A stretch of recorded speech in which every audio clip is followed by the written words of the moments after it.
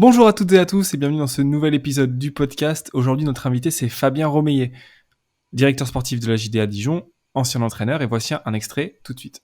En fait, le match, c'est un prétexte. Ouais, Tu c'est fais ça. venir les gens pour le match, mais en fait, ce que tu recherches pour tes rentrées d'argent, c'est qu'ils viennent, le match est à 20h, mais qu'ils viennent les gens à 16h faire leurs courses, faire jouer, enfin ce que tu veux, laser game, machin, du club, bien entendu, donc c'est des rentrées d'argent. Ils viennent au match, ils vont consommer, aller un petit peu, ils payent leur place, et puis après le match, surtout, ils vont reconsommer dans un restaurant, par exemple, du club, avec des jeux, un bowling, enfin ce que tu veux, du club. Mais c'est le prétexte match. Ce qui est intéressant sur les rentrées d'argent, c'est l'avant et c'est l'après. Et donc, dans cet entretien, on a parlé de sa vie ancienne d'entraîneur, mais également le soutien important de sa famille et sa nouvelle vie de directeur sportif. S'il y a un sujet en particulier qui vous intéresse, vous pouvez le choisir en utilisant ici les menus ou également le chapitre en bas. Si la vidéo vous a plu, n'hésitez pas à vous abonner et à liker la vidéo. J'espère que ça vous plaira. Je vous souhaite une très bonne semaine et je vous dis à très bientôt. Ouais, c'est bon, j'ai appuyé sur le bouton, on est en direct. C'est Allez, parti. go. Et sans introduction. Donc, c'est Et bon. sans introduction, non, mais sans introduction, oui et non, parce que bon, tout le monde, enfin tous les auditeurs te connaissent pas forcément, mais c'est un peu bizarre de t'introduire pour toi, mais donc t'étais entraîneur de basket, devenu directeur sportif des Monts du Forêt, c'est ça, enfin de la région de Saint-Étienne, C'est ça. c'est ça. Je suis né à Saint-Étienne. Ok. J'ai commencé ma carrière d'entraîneur au club du CAS à l'époque, ça s'appelait CAS Saint-Étienne. C'est devenu par la suite le Saint-Étienne Basket, pour faire Ouais. assez court. Et donc j'ai vécu toute une période j'allais dire d'abord où j'entraînais dans des petits clubs aux alentours de Saint-Étienne. Ouais. L'Amicale laïque du Nieu, l'Amicale laïque d'Aricamari, voilà. Et puis après, je suis rentré au club de Saint-Étienne, qui était à ce moment-là en National 1. Et Pro B et National 1, je suis rentré sur les petites catégories. Ouais. Et ensuite, ça s'est fait vraiment de manière assez particulière parce que le coach pro de l'époque était Pascal Thibault, qui coach maintenant à Rennes, et qui cherchait, moi ça faisait une dizaine d'années que j'étais déjà au club sur les petites catégories, puis il cherchait un assistant pour l'équipe en National 1. Et donc, vu que j'entraînais juste avant lui, il a demandé aux dirigeants, il voyait un jeune entraîneur motivé, Il s'est dit c'est parfait, c'est assez parfait. dynamique, et il a dit bah, pourquoi ça serait pas lui. Et donc on a discuté, on a échangé, et c'est parti comme ça. Donc on est monté cette année-là de National 1 en Pro B. Voilà, et puis ensuite j'étais très longuement assistant. Pascal est parti, j'étais longuement assistant d'Alain Tinet, qui est maintenant coach à Saint-Chamond, avec qui on avait vraiment tissé une relation très particulière, parce que à la fin on a fait 4-5 ans ensemble, et à la fin, on s'était vraiment partagé le travail, c'est-à-dire que moi j'avais tout l'aspect défensif et lui avait tout l'aspect offensif. Et Ouais. vraiment, les joueurs, voilà, on intervenait vraiment chacun dans notre domaine de prédilection. Et ça a été vraiment quelque chose qui a été top parce que moi j'ai pu très jeune déjà pouvoir avoir beaucoup de prérogatives. Et même au tout début où Alain est arrivé au club, il venait de se séparer avec Dijon, et il ne pouvait pas être là tout le temps. Et donc j'avais 3-4 entraînements par semaine ou 3 entraînements par semaine assurés Où sans t'étais tout qu'il soit seul. là. Voilà. Ouais. Et donc en 1 ou 2 ans, ça a été un ascenseur incroyable avec une multitude d'erreurs que j'ai faites. Mais bon, Normal. c'était l'eau, et je pense que j'étais bien encadré aussi par des joueurs très expérimentés qui m'ont bien aidé là-dessus. Et donc voilà, et puis au départ d'Alain Tinet pour Besançon, puisque il a quitté Besançon, il a quitté Saint-Étienne pour aller à Besançon, on m'a proposé l'équipe de Saint-Étienne, d'abord en Pro B, en 2008, je crois que c'était. Puis t'étais super jeune en plus à ce Ah, moment-là. ouais, j'avais 30 ans. Ouais, Ouais. 30 ans. Et on m'a proposé l'équipe, et donc j'ai accepté. Malheureusement, on a fait une très bonne première saison puisqu'on est allé en playoff. Le club n'avait pas d'argent, mais voilà, c'était avec le recul, je pense qu'il n'y a rien de mieux que d'entraîner près de chez soi, quand on te fait confiance et que tu as toutes les cartes en main. C'est-à-dire qu'il y avait de la pression, c'était évident, mais bon, voilà, Saint-Étienne, c'était chez moi, je pouvais faire ce que je voulais. On était peu, donc ça veut dire que si je me trompais, ben, c'est vrai, il fallait gérer un petit peu les joueurs, donc tu t'en prenais qu'à toi-même, quoi. Et donc, tu faisais un peu tout au-delà déjà de tes prérogatives de coach. Tu avais un peu un œil de directeur sportif. Déjà. Et avec Mike Gonzalez, qui était mon assistant, et plus qu'un assistant, puisque c'est un coach, voilà, on a fait une bonne première saison en Pro B, puis le club a eu des soucis financiers, a Vous déposé le êtes bilan. redescendu, ouais. Voilà, et on est reparti en National 1. Voilà pour la période stéphanoise. Et c'est vrai que je dois beaucoup à cette période-là et beaucoup à ces deux coachs. D'abord Pascal Thibault, qui m'a vraiment mis le pied à l'étrier. Une personne vraiment de confiance, droite. Il y en a très peu dans ce métier. Et lui en fait partie. Et puis Alain Tinet, qui m'a fait confiance au-delà de mes espérances. Et idem, des personnes que je vois et que j'ai recroisées après, comme en s'affrontant comme coach à coach. Et toujours Le monde avec est petit. Le le monde est monde est petit. petit. Beaucoup de plaisir, beaucoup de respect parce ils m'ont beaucoup appris, énormément appris. Mais c'est assez atypique comme parcours parce qu'il n'y a pas beaucoup de coachs qui arrivent enfin, souvent on a tendance à s'exporter pour aller chercher des clubs, des opportunités et rester dans la région. Ouais, ouais, Alors, non, super jeune, il y en a pas beaucoup des coachs comme ça. J'ai pas d'exemple d'ailleurs en tête. non, c'est vrai alors c'est ce que je te disais tout à l'heure, avec le recul, on veut tout de suite à un moment dire bon, je préfère avoir, si j'avais des contacts avec des clubs un peu plus hauts, plus structurés, où moi j'ai moins de prérogatives. Et puis vraiment avec le recul, c'est ce que je dis aux jeunes coachs. Je pense que ce qui est vraiment agréable aussi, c'est de coacher près de chez toi. Alors tu sais que le métier c'est inhérent, qu'à un moment il faudra bouger, ça c'est sûr. Mais coacher près de chez toi, mine de rien, ça reste pour moi une belle expérience. Et c'est vrai que ça a été des très très bons moments, même si les saisons étaient pénibles, hein, parce que financièrement ça a été compliqué, parce que Mais on ils ont n'avait pas déposé d'argent. le club a déposé le bilan tout court à la fin au final, non? C'est Le le club a club il déposé dit le bilan et c'est l'association qui a repris le club pour repartir en N1. Voilà, et d'accord. on avait vécu une saison très très galère parce que on avait été boycotté en début d'année, et on avait commencé la saison que mi-octobre, alors qu'il y avait déjà 4 ou 5 journées de passé. Et, pardon, et on a dû rattraper nos matchs. Enfin, ça a été une saison incroyable de N1 à l'époque où la N1 il y avait 4 descentes, donc il fallait faire attention quand même. Voilà, Ouais. donc non, ça a été une expérience pareille, qui en 1 ou 2 ans, j'ai pris 5-6 ans d'expérience. Voilà, donc mais ça reste des bons moments. Des bons moments. Parce que du coup, enfin, tu as commencé à coacher vers la trentaine, mais tu parlais du fait que tu as géré des entraînements encore plus tôt avec le coach avant.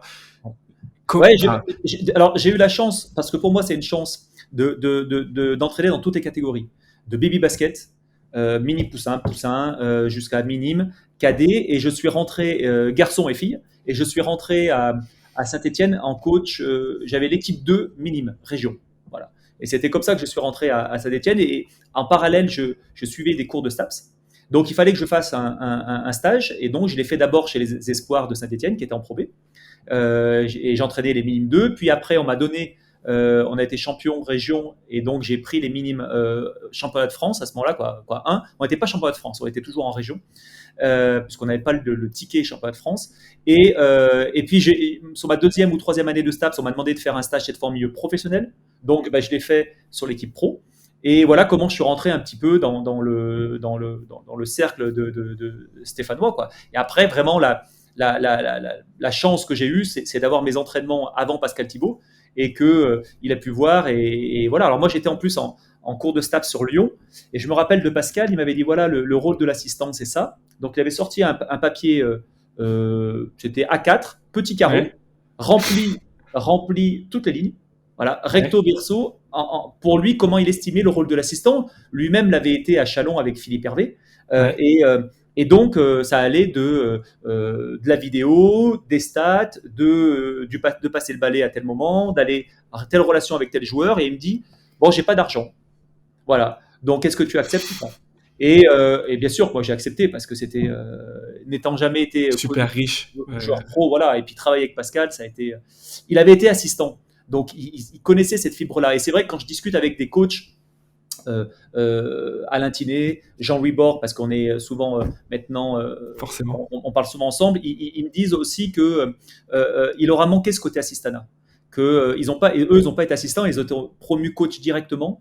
Et c'est vrai que ce côté assistant, ça leur a un petit peu manqué, et qu'ils auraient bien aimé avoir aussi ce rôle-là. Pour moi, je pense que c'est une trajectoire. Ouais, passer par l'assistana, c'était bénéfique. Et à cette époque-là, l'assistant était aussi entraîneur du centre de formation. Donc j'avais les espoirs à entraîner également, en plus d'être assistant. Donc ça a été, ça enchaînait vite. On faisait 2 entraînements pro dans la journée, 2 entraînements espoirs. Donc les journées étaient bien remplies. Quand tu dis que tu as commencé à coacher super tôt, que tu as commencé à coacher les baby basket, ça veut dire que tu as commencé du coup ta carrière super tôt? Ouais, je devais avoir une quinzaine d'années. Même pas, ouais, 14-15 ans. Ouais. J'ai toujours eu, c'est vrai que j'ai toujours été coach, bah, j'ai toujours coaché des équipes bon, très vite parce que ça me passionnait. Voilà, j'aimais ça. Au début, je disais pas je vais en faire mon métier. C'était pas ça, c'est venu que sur le tard. Au début, moi, je voulais travailler dans l'histoire du sport, donc c'était vraiment quelque chose voilà. Mais j'avais cette volonté vraiment d'entraîner. Et comme je dis, même si j'avais pas été entraîneur pro, j'aurais quand même entraîné. Et pendant 2 ans, 1 an et demi, quoi, 2 ans, pardon, j'ai pas été entraîneur pro et j'ai continué à entraîner des petites catégories parce que j'aime ça. Voilà, j'aime entraîner en pro. C'est passionnant, mais j'aime aussi entraîner tout court, quoi. Donc dans tous les cas, même si je ne serais pas à un niveau pro, je continuerai à entraîner. Mais oui, j'ai commencé très tôt. Et puis sur les petites catégories, donc là où j'étais un peu plus âgé, mais très tôt, j'ai aussi eu des joueurs qui étaient beaucoup plus âgés que moi. Donc voilà, donc c'est vrai que quand j'étais à Saint-Étienne, j'avais 2, 3 joueurs qui étaient soit de mon âge, soit plus âgés que moi. Mais pour moi, il n'y a pas de. Je pense que si tu es cohérent dans ce que tu demandes, je crois qu'il y a le respect voilà, tu travailles et tu es cohérent, je pense que les joueurs te respectent par rapport à ça. C'est quoi la genèse du coup? Qu'est-ce qui fait que tu t'es dit, bah, en fait, c'est entraîneur de basket que j'ai envie de faire? Il n'y en a pas beaucoup des gens qui deviennent entraîneurs, qui sont entraîneurs vraiment de passion depuis tôt. Euh, je, Entraîneur de basket, c'est venu très tôt. Mais j'ai pas eu de coach référent en me disant je veux ressembler à telle personne, je veux ressembler Ouais. à telle. Mais c'est devenu très tôt dans la volonté vraiment de transmettre. Je crois que vraiment il y avait 2 choses qui m'intéressaient vraiment, c'est de transmettre des choses. Voilà, ça pour moi c'est important et c'est un des métiers, c'est une des choses importantes du coach. Il y a certains entraîneurs qui ont plus de mal à transmettre que d'autres.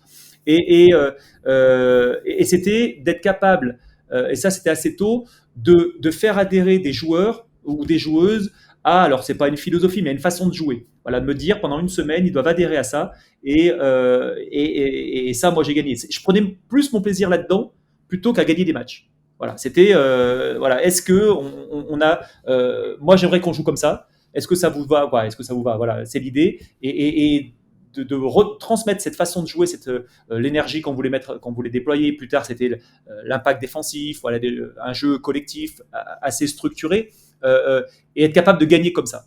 Moi, c'était vraiment cette idée-là. Mais il n'y a pas eu un moment précis. Je pense que ça s'est fait crescendo dans le temps. Avec plusieurs fois, on a des petites catégories. Quand j'étais entraîneur de baby basket, ou de poussins, je me disais pas je vais entraîner des pros. J'étais concentré sur mon équipe de poussins et c'était déjà assez compliqué comme ça. Donc voilà. Et puis après, j'ai vraiment pris sur les catégories minimes.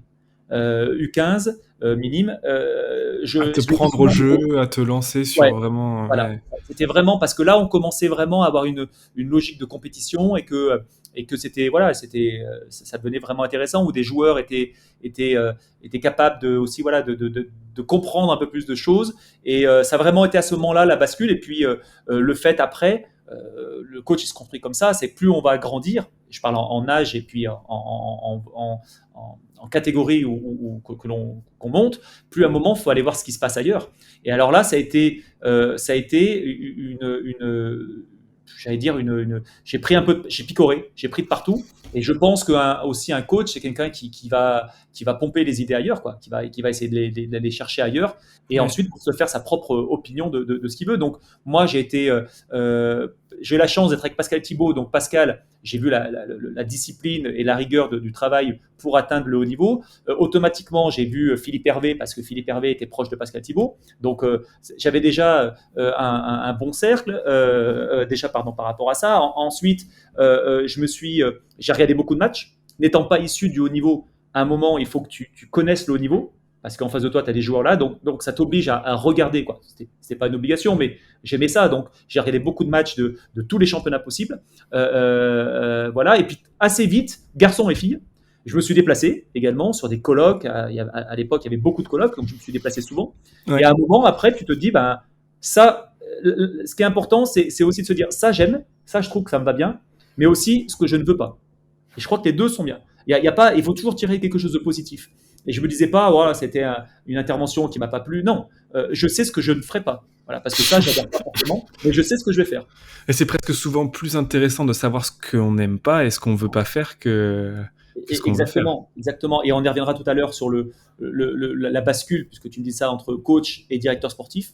La décision, elle s'est faite dans l'idée où je savais ce que je ne voulais plus faire comme coach. Je savais que je voulais plus coacher et avoir ce rythme de coach-là. C'était pas de plus entraîner, c'est vraiment le rythme qui m'allait plus. Donc je savais ce que je voulais plus faire. Mais t'as raison. Et puis c'est même, tu vois, des fois, quand, quand tu vas voir d'autres coachs, je me rappelle m'être déplacé à Strasbourg, être allé à Cholet voir Philippe Hervé. Bon, j'ai fait pas mal de coachs comme ça. Et tu te dis aussi ce qui est important quand tu es coach, même quand tu as été coach pro, c'est de voir que d'autres coachs, des fois tu peux, alors c'est pas douter, mais tu peux être mis en cause par des mauvais résultats, ou des joueurs qui adhèrent pas forcément.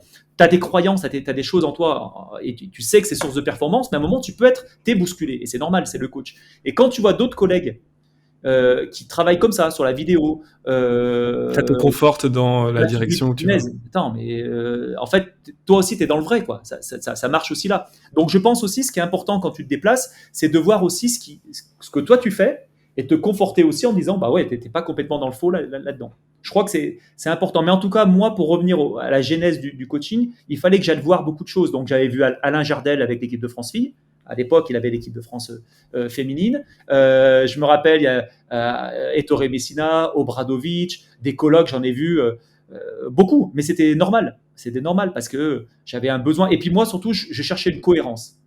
Je ne pouvais pas arriver en début d'année, au mois d'août, et arriver avec mes joueurs en leur disant, bon, défensivement, on va faire ça, puis peut-être ça. Non, je voulais qu'il y ait une cohérence qui soit mise en place. Donc, je prenais de certains coachs, je prenais d'autres coachs, pour qu'au final, ce soit quelque chose de cohérent. Je savais ce que je voulais.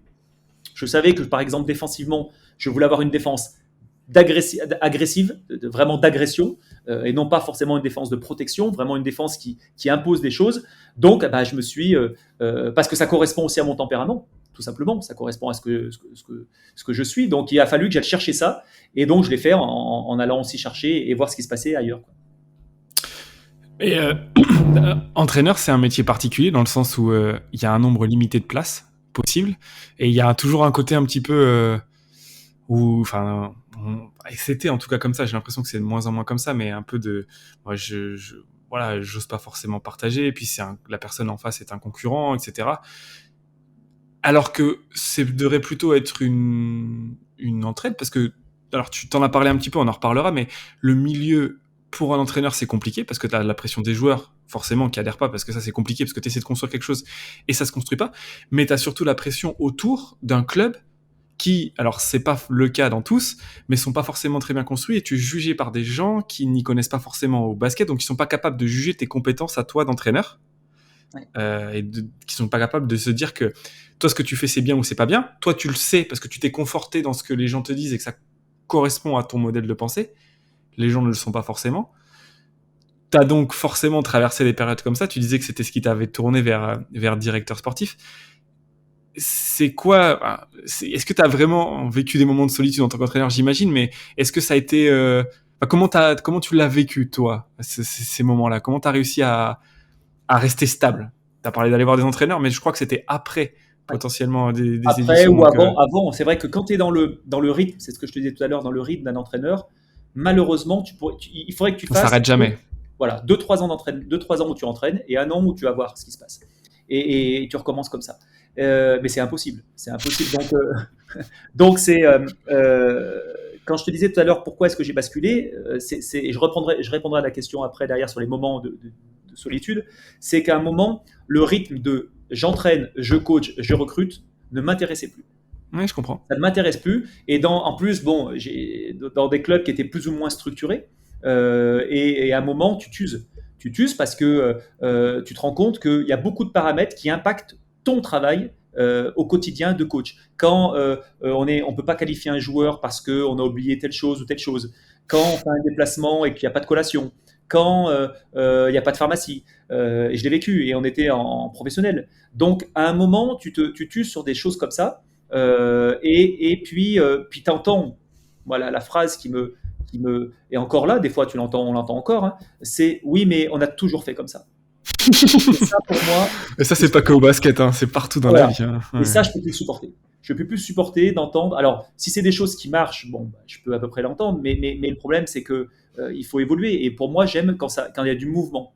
Et l'une des raisons de pourquoi est-ce que Dijon, ça m'a plu, c'est que c'est un club en mouvement, avec un président en mouvement, avec des gens qui sont en mouvement, ça bouge. Et c'est pour ça que quand on me dit non, mais ça, on l'a toujours fait. C'est comme ça. Oui, mais à un moment, il faut changer. Et quand tu es coach, il y a des choses. Moi, j'ai toujours cru que j'aimais bien être coach et puis avoir d'autres prérogatives, avoir un œil sur le centre de formation, avoir un œil, parce que j'ai été aussi à ce moment-là entraîneur de centre de formation, avoir un œil sur bien sûr tous les déplacements.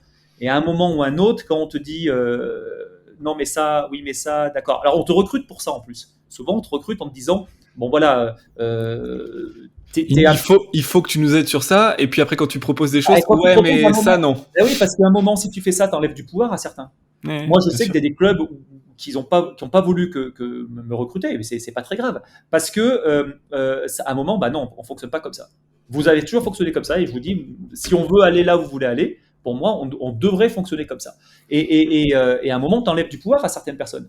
Et dans tous les clubs où tu vas, tu as souvent des gens qui ont des petits privilèges. Ça peut être des dirigeants, ça peut être des fois des bénévoles, ça peut être déjà des salariés. Et à un moment, si tu veux mettre en place des choses, bah, tu enlèves ce privilège-là. Mais c'est dans tous les boulots pareil. Et moi, ça, je préfère ne pas y aller plutôt qu'avoir des soucis et puis au quotidien. Mais malgré tout, des fois, tu sens des projets, puis ça se passe plus ou moins bien, ou on te fait moins confiance. Mais voilà. Mais ça, pour moi, c'est le plus difficile. C'est d'être capable d'aller sur des projets qui me correspondent. En tout cas, j'ai toujours essayé de le faire. Il y a des choses que j'ai refusées, et c'était même pas un aspect financier, parce que pour moins d'argent, je suis allé à d'autres, parce que je sentais plus le projet, et que pour moi, l'aspect carriériste m'intéresse pas. Ça m'a jamais intéressé en fait. Et c'est une erreur. Hein. Je pense que c'est une erreur quand tu écoutes. Euh, mais je fonctionne comme ça. Bah, c'est une erreur ou pas, parce que au final, t'as quand même un beau parcours qui est logique, et de tout ce que tu dis, au final, on voit que la construction du projet d'un club, c'est plus important. Tu parlais même au début que l'entraînement, les résultats t'intéressaient pas, c'était plus forcément voilà, comment le projet. C'est ça. Du coup, en C'est fait, plus moi, j'ai tendance à dire que c'est au contraire, t'as fait des choix carriéristes, mais pas dans le mauvais sens du terme, mais dans le sens des choix qui étaient bons pour toi. Oui, voilà. J'ai toujours cherché en fait des choix où j'aurais pu construire des choses et qui me plaisaient. Voilà. Moi, je suis quelqu'un de projet. C'est vrai que faire un one shot, aller là, par exemple, j'ai eu quelques propositions. Chaque année, tu en as éventuellement. De toute façon, les coachs, il suffit que tu as deux, trois coachs qui. Donc, mais tenter comme ça un one shot en disant une mission, c'était pas. Je l'aurais fait si je chantais le truc, voilà, mais c'était pas des choses. Voilà, moi, j'aime avoir des visions. Je parle même pas de projet, je parle de vision. Quelle vision? Et quand tu poses ça à des dirigeants, quelle vision vous avez pour votre club? Ils vont te dire, allez, 3 fois sur 4, on veut monter en 3 ans, on veut se structurer, on va avoir une nouvelle salle. Non, mais c'est pas une vision, ça. C'est comment vous pensez dans 3 ans. Voilà, c'est ça. Et donc, Quels moyens vous allez mettre en place. exactement, quels Ouais. moyens vous allez mettre? Vous êtes le dernier budget, ok, vous voulez monter. Non, mais quels sont les moyens alors? Vous savez le budget d'une équipe de haut de tableau ou pas? Ah non, non, mais on veut monter parce qu'on a eu des bons résultats ou avant. C'est pas comme ça que ça se construit Ouais. une équipe, quoi, un club ou une équipe. Donc c'est souvent face à ça que j'ai dû bagarrer, quoi. Voilà. Être Et à un seul. moment, quand ça t'impacte ton travail au quotidien, mais je le sentais parce que j'ai des joueurs avec qui j'étais très proche et eux-mêmes le disaient. Ils me disaient Fabien, quand tu arrivais sur le terrain, tu étais déjà impacté par ce qui s'est passé dans les bureaux. C'est-à-dire qu'à un moment, quand on va te dire, bah non, on devait partir en bus, bah non, on partira pas en bus la veille, mais on va partir en minibus le jour même, ou autre chose, quoi. Tu arrives à l'entraînement, t'es pas serein. Voilà. Et c'est toutes ces petites choses-là, je ne voulais plus ça. Je ne voulais plus. Donc, l'idée du directeur sportif, on en parlera, je pense, après, c'est de me dire, parce que tu as plusieurs styles de directeur sportif. Et chaque club est différent, le directeur sportif, manager général, enfin, et tout le monde est différent. Mais en tout cas, c'est de me dire, par rapport à mes coachs, centre de formation et coach pro, je ferai en sorte que ce que moi j'aurais aimé avoir. C'est-à-dire que vous avez à vous focaliser que sur le terrain. Le reste, c'est pas votre problème. Voilà. Moi, c'est déjà assez compliqué de chercher des systèmes de jeu, voilà, des complémentarités, une alchimie collective, défensivement ou offensivement, de rencontrer des joueurs. Occupez-vous de ça. Et le hors-terrain, nous, on doit tout mettre en œuvre pour que vous soyez dans les meilleures conditions. Ensuite, sur ta question d'avant, sur les moments de solitude, il y en a un paquet. Et mon assistant Mike Gonzalez me disait toujours, et il a entièrement raison, au basket, quand tu es coach, les hauts ne sont jamais aussi hauts que les bas sont bas. Mais en fait, c'est vrai. Ça veut dire qu'au moment où tu gagnes le match, tu finis dans le vestiaire, tu félicites ou pas, en fait, tu fais ce que tu veux. Tu as ce moment qui est à toi. J'allais dire, le moment qui est à toi, c'est celui où tu gagnes de 10 points et qui reste 30 secondes. Pour moi, c'est le moment du coach, où tu sais que tu as gagné, le moment du coach et de ton staff, parce que c'est un vrai travail de staff. Moi, j'ai toujours fonctionné avec mon staff et avec qui ça s'est toujours bien passé, parce que, ayant été assistant, je les ai vraiment impliqués comme des coachs et non pas comme des assistants. Et je conçois certains coachs qui veulent que l'assistant soit uniquement pour la vidéo. Moi, je ne conçois pas le métier comme ça. Je conçois une personne dans le partage. Dans le partage, l'échange. Source de contradiction, source de proposition, parce que ça me fera avancer moi aussi. Après, chacun reste à sa place. Mais dans les décisions, c'est normal. Mais en tout cas, ce moment-là, quand il est à plus 10 et qu'il reste 30 secondes, il est pour nous. Voilà, il est pour le coach. Et après, au moment où le coup de sifflet final arrête, tu es déjà dans le truc d'après. Pour peu que tu aies eu un blessé ou deux, tu te dis, punaise, comment va fonctionner. Et tu es déjà parti. Donc, tu as ces 30 secondes de haut qui sont super intéressants, accompagnés de la petite bière à la fin du match que tu peux boire avec eux. Mais ensuite, malheureusement, quand tu perds, tu gamberges, tu vas le ressasser pendant des années, des moments. Moi, par exemple, au début de ma carrière de coach, j'arrivais à dormir uniquement après les victoires. Je gagnais, défaite, je crois que c'est tous les coachs pareil. À la fin, je ne dormais. Alors, au milieu de ma carrière, je ne dormais plus, même en ayant gagné. Et à la fin, gagné ou perdu, il me fallait 2 nuits, quasiment 2 nuits où c'était en ébullition totale. Donc, du coup, parce que tu as parlé de, il y a eu voilà, je ne pouvais plus faire ça, je pouvais plus tolérer ça, j'arrivais. Et c'est quoi le déclic? Et il y a eu un moment particulier où ça a vraiment été progressif? Pour le directeur sportif? Non, un moment où tu t'es dit, pas forcément directeur sportif, parce que on en parlera, t'as fait des formations et tout, mais à un moment, parce que pour faire ça, il faut se dire, stop, ce fonctionnement-là, j'en peux plus, de cette façon d'entraîner comme ça, j'arrive plus à dormir. Est-ce qu'il y a eu un moment où tu t'es dit, oula, stop, ou ça a été progressif? Ma dernière expérience avec Aix-Maurienne a pas été, la dernière année a été très compliquée, et je garde de bonnes relations avec les dirigeants. J'ai pas de soucis par rapport à ça, mais dans le contexte, ça a été difficile parce qu'on a eu des joueurs blessés qu'on n'a pas pu remplacer. Enfin bon, il y a un contexte qui est général et je veux pas, voilà. Bon, c'est des aléas. C'est comme ça arrive. Ouais. Voilà, exactement. Et ce club a des qualités comme d'autres, a des défauts comme d'autres, mais voilà. Mais en tout cas, ça m'a permis au moins la dernière année de Aix où on avait un contexte qui était. Bon, je te donne un exemple. Nous, à Aix-Maurienne, tu as une salle où tu as 2 terrains. Il faut quand même savoir que le matin, je partageais mon terrain. Donc, il y avait l'autre terrain où il y avait des profs de PS, voilà, qui étaient là. Donc, il y avait 30 gamins. Toi, tu étais à côté. Que plusieurs fois, ça m'est arrivé que les profs viennent vers moi en me disant, et je m'entendais bien, je suis évalué, est-ce que vous pouvez arrêter de siffler? Est-ce que vous pouvez arrêter de mettre le chrono? Est-ce que vous pouvez arrêter de faire ça et ça? Et le soir, je partageais avec des minimes, des cadets, et voilà. Donc, ça fait partie des choses qui, pour moi, n'étaient plus compatibles. Quand tu sortais des entraînements, tu avais une perte d'énergie qui était terrible. Et je te parle de petits exemples comme ça. Mais, ouais, mais je vois. Bon, je te parle d'Aix-Maurienne sur ça, mais je ne veux pas faire un cas isolé. Quand j'étais en contact avec d'autres clubs pour reprendre une équipe, moi, je les rencontre, je présente le projet, mais tu sens qu'à un moment, il n'y a pas de vision. Ça veut dire qu'on va te dire, oui, mais ce qu'on veut, c'est on verra l'année prochaine si on se maintient. On verra ça. Et je pense qu'un bon manager, et pour moi, un dirigeant, ça doit être un bon manager, même dans les situations où tu es en crise, c'est-à-dire où tu n'as pas de résultat, tu dois toujours avoir et maintenir un niveau d'exigence élevé et tu dois toujours être dans la prise de risque. Ça veut dire que tu ne dois pas te dire je freine.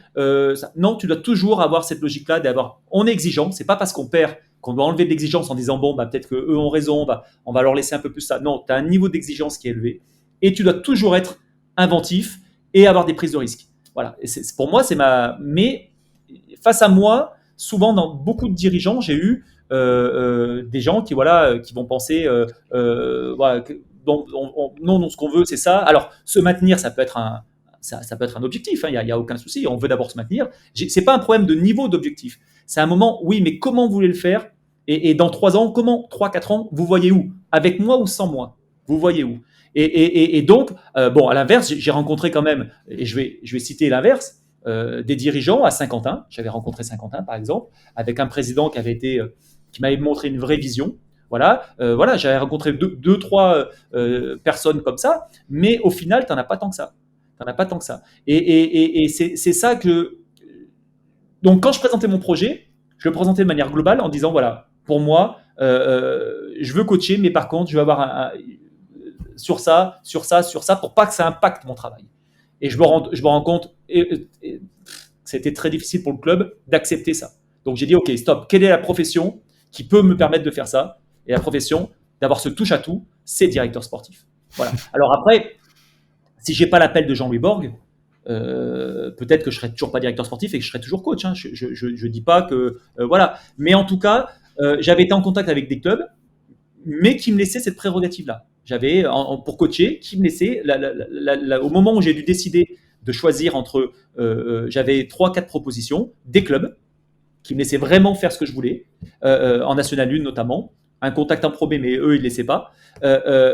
Une direction où je pouvais travailler avec la Ligue du Lyonnais, vraiment, voilà, parce que j'avais bossé un peu avec eux, et puis deux postes de directeur sportif, et notamment celui de Dijon. Donc j'ai eu un choix, c'est vrai que en plus ça arrive assez tôt, donc j'ai pu me décider, j'ai pu avoir le temps de me décider, voilà, c'était pas dans l'urgence, ça a été, et puis voir comment ça fonctionnait, et donc voilà, donc je me suis projeté assez rapidement au final. Mais après, vraiment, pour vraiment rebondir sur ta réponse initiale sur les faits, comment on vit les bas et les défaites, je pense qu'il y a un paramètre qui est hyper important, c'est la famille. Et ça, c'est vraiment exceptionnel de pouvoir, quand tu rentres, famille et amis, quand tu rentres chez toi, tu sais, tu arrives toujours à avoir, quand tu gagnes, on a toujours beaucoup d'SMS. Félicitations, voilà, machin. Quand tu perds, tu en as un petit peu moins. Alors, je préfère que ceux qui ont rien à dire disent rien, parce que je pense que c'est intéressant, mais tu as toujours les 5-6 personnes, à une petite dizaine, mais on va dire 5 à 10 personnes, qui auront toujours le bon mot. Alors, ça va pas forcément te remettre, ça va pas te faire gagner les prochains matchs. Non, mais c'est important dans la stabilité mentale de. Mais c'est important d'avoir ce petit SMS. Allez, c'est pas grave, courage. De dirigeants, des fois, de joueurs que tu as eu, ou voilà. Et c'est ces petites choses-là. Et puis la famille, c'est l'accroche essentielle. C'est essentiel. Et même si tu n'es jamais. Où c'est essentiel, c'est que malheureusement, tu n'es jamais présent. C'est-à-dire, quand tu rentres chez toi, moi, je vis 100% basket. C'est-à-dire que je ne suis pas capable de couper. Oui, je vois un petit peu ce que ça peut être à la maison. C'est vrai, je travaille qu'au bureau. Voilà, c'est-à-dire que moi, mon truc, c'est de travailler qu'au bureau, au bureau. Mais par contre, quand j'arrive chez moi, j'ai toujours un carnet où je note. J'aurai un match d'Euroleague. Alors, pour moi, c'est pas du travail, ça, c'est du plaisir. Donc, j'ai regardé un match, 2 matchs. Maintenant, avec l'Euroleague, là, tu peux mettre d'un côté l'Eurocoupe, de l'autre côté l'Euroleague, et puis sur la télé, tu mets autre chose. Enfin, quand il y avait des diffuseurs. C'est plus facile, oui. Ça, encore un autre sujet. Hein. C'est ça. Mais tu notes. Et tu notes, tiens, ce système-là, punaise, cette entrée, mais moi, j'aime bien cette entrée. Hop, et tu notes. Voilà, c'est peut-être un détail. Tu vois une conférence d'un gars de footballeur où tu lis un bouquin. Hop, tu vas noter. Moi, je surligne et puis je le note dans un petit cahier. J'ai un petit carnet toujours avec moi où toutes des choses. Peut-être que ça me servira jamais. Peut-être que ça me servira, mais depuis 15 ans, j'ai toujours ce cahier-là. Voilà, je l'ai toujours avec moi. Mais c'est dur pour accepter, je pense, dans la famille, parce que bon, moi je l'ai vécu du coup de l'autre côté, mais le fait d'être là, tu parles de noter des choses, mais même si t'es là de manière présentielle, t'es pas forcément là d'un point de vue mental. C'est pas toujours facile d'un côté familial d'accepter ça. L'absence, déjà tu t'en as parlé tout à l'heure, c'est un rythme très fort avec parfois ne pas être là, mais c'est aussi, même si t'es là, t'es pas forcément là, il faut construire un équilibre autour et c'est pas facile, mais une fois que tu l'as, c'est quand même super stabilisant, quoi. Exactement, mais je pense que c'était ce sur quoi je voulais conclure sur ça. Je pense que le pire, c'est pas l'absence physique, c'est pas quand tu es en déplacement, c'est l'absence, j'appelle l'absence en présentiel. C'est-à-dire que tu es là, tu as un repas, mais t'es pas du tout là. Tu es en train de penser à peut-être le nouveau système que tu vas mettre en place, ou le mec qui est blessé, ou punaise, cette équipe-là, je vais jouer Orléans, par exemple, je sais qu'ils vont je dis parce que je suis assez proche de Germain Castano, par exemple, et à l'époque où on s'affrontait, il va me faire chier sur ce système-là. Donc tu es toujours mais c'est normal pour moi. Je ne conçois pas le métier de coach, un coach qui coupe. Pour moi, je ne le conçois pas comme ça. Mais moi, c'est ma façon. Hein, et j'arrive à admirer certains coachs. Alain Tinet était comme ça, c'est-à-dire être capable de se détacher à un moment. Mais moi, j'admire ces coachs-là parce que je suis pas capable de le faire. Et voilà. Et je pense qu'à un moment, il faut pas se changer. Mais après, la famille, elle est au courant. Elle sait quand il y a des moments où tu peux elle peut avoir ton attention ou pas. Voilà. Mais c'est une chance hein, d'avoir parce qu'il y a beaucoup de personnes qui pourraient t'envoyer chier à un moment. Voilà. Donc c'est les vacances. J'ai jamais eu. En plus, moi, j'avais toujours peu de moyens, assez peu de moyens dans mes équipes. Donc, les équipes, je les finissais au mois d'août. Donc, je ne pouvais pas me dire, bon, allez, le 15 juillet, on arrête. J'aurais fini mon recrutement. Je me dépêche pour finir mon recrutement. Non, non, c'est impensable. Donc, tu fais ton recrutement par rapport au choix que tu peux avoir. Donc, ça traînait toujours en longueur. Et c'est vrai que l'année, je donnais vraiment cet exemple-là. L'année où, une année, je crois, mon téléphone, j'avais plus de 70 heures en un mois. J'avais 2 téléphones. C'était l'année de Saint-Etienne et on avait plus de 50 heures et de 70 heures d'appel, de communication. À l'époque là, il te disait à l'époque combien tu avais passé. L'année où j'ai pas eu d'équipe, il y a peu de temps, là, après Aix, j'étais avec des amis. Souvent, je pars en vacances avec les mêmes amis. Et ils savaient que c'était imbuvable. C'est-à-dire que quand j'étais en période de recrutement, bon, on fait un apéro, attends, je suis en train de recruter ça, donc tu arrives 1 heure après, parce qu'à un moment, tu recrutes un joueur, donc voilà. Mais ils le comprennent, et c'est vraiment une chance. Et on a fait des vacances où mon téléphone n'a pas sonné, ou très peu. Et c'est vrai que des fois, je me disais, alors pour être honnête, ça m'a pas dérangé, vraiment parce que je voulais couper. Mais c'est vrai que tu te dis, mais il est pas éteint, machin. Mais à la fin des vacances, quand tu as tes amis qui viennent te voir et qui te disent, Fabien, tu sais, on a passé vraiment des belles vacances parce que là, tu as été présent. Et voilà, donc on a pu faire des choses beaucoup plus, voilà, et puis on a pu, après, voilà. Et ça, à un moment, tu te dis, oulala, bon, ok. Donc tu as la chance d'avoir ces gens-là auprès de toi, famille et amis. Il faudrait que dans les années qui arrivent, tu sois capable de bien intégrer ça et de ne pas les décevoir comme tu as pu peut-être les décevoir les années d'avant.